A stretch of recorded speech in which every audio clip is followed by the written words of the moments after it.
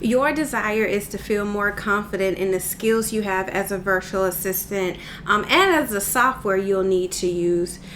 Your desires, even though you initially thought you just find the job, get hired, and figure it out as you go along, you want to feel like you know what you're doing. You want to charge the rates you desire and get paid for it. You want to feel confident about what you put in a proposal when you submit it to a potential client. You want the freedom to work from home, to financially contribute to your family, and really you want the freedom to be a digital nomad and work from anywhere as a virtual assistant. If any of the above describe you, you are in the right place. My name is Angel Santos. I'm a Christian business coach. I'm a VA mentor, and I'm the host of this channel, The Book VA.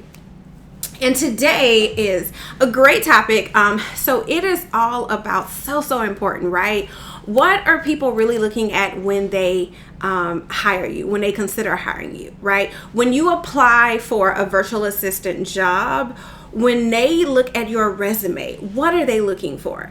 And I'm answering as someone who has hired and trained virtual assistants for my own company, for other companies I've worked for, 6- and 7-figure companies, both traditional in-person companies and online entrepreneurial companies. And one of the biggest things that I can tell you as someone who trains and hires, right, is your resume is so much less important than you think it is. And I know, but I'm just going to tell you, your resume is so much less important than you think it is. If I'm being honest, when I'm hiring for companies, I will glance at the resume, mostly just to see, as far as what their degree is in, because sometimes that can give them a helpful angle, right? Like, I really like to hire psychology majors when it comes to roles in marketing, because to me, you have a unique insight into the human mind if you were paying attention in school, right?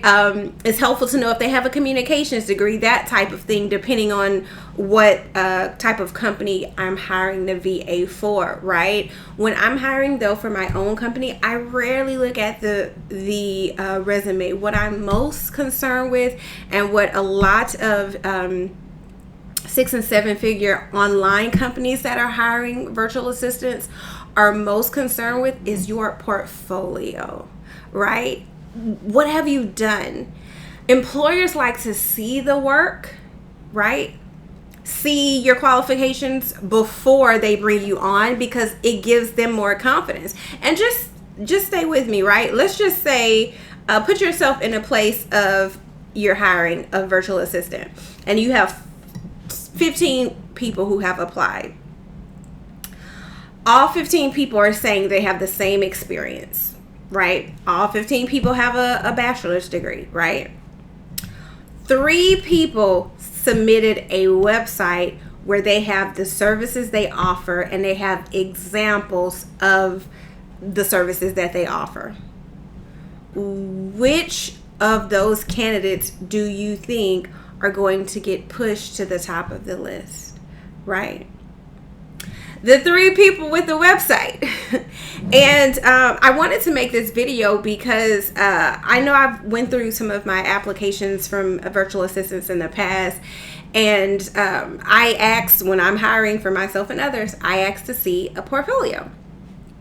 And so often people will say, sometimes they just skip over the question and they say, oh, I'll share my portfolio in the interview.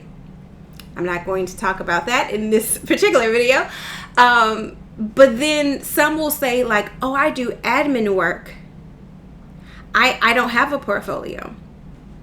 And so I'm here to tell you, here at the Book VA channel, there's no reason you shouldn't have a portfolio. It does not matter if you work at if you worked at a call center, like whatever experience I have had, whether it was in college, whether it was for a ministry, whether it was for the sanctuary, I'm a member of a nonprofit, I volunteer at, the jobs that you've had, there's no reason why you should apply, in my opinion, especially when it comes to qualifying for jobs that are 35, 45, 55 and up an hour.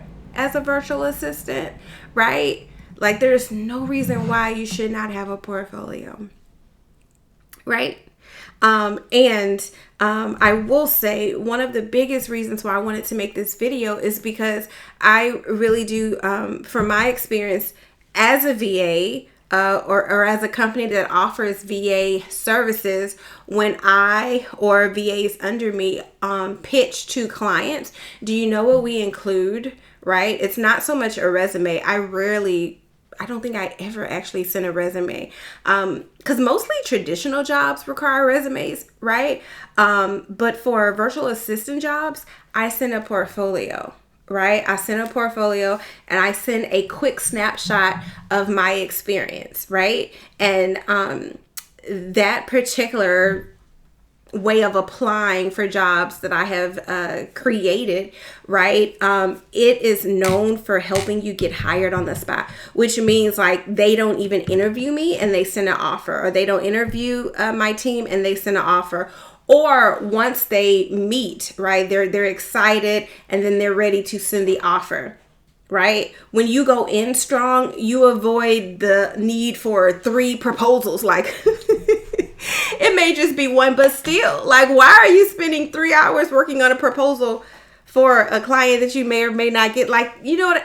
Go in strong, right? So my question for you is, have you seen this? If you are a virtual assistant who you've already been applying for jobs, have you seen that it doesn't seem like your resume has did all that much to get you hired, right? And then if that's true, I'd also like to know in the comments, do you have a portfolio? If you do, why? And if you do, why not, right? And if you want support knowing what to put in your portfolio, I put together this VA toolkit where I show you mine. I show you exactly what I send to get hired on the spot. So if you'd like the link to grab that, just drop portfolio by itself in the comments and we will get that over to you. Thanks for watching.